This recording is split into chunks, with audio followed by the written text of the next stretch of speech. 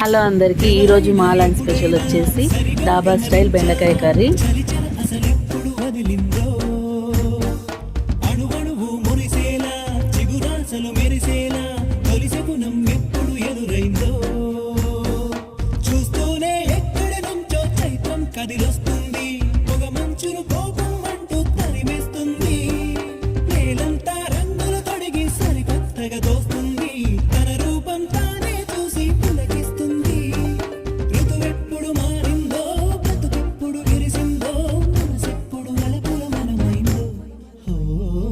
ఎవరైనా ఎప్పుడైనా సరిగా గమనించారా చలిచర అసలెప్పుడు వదిలిందో.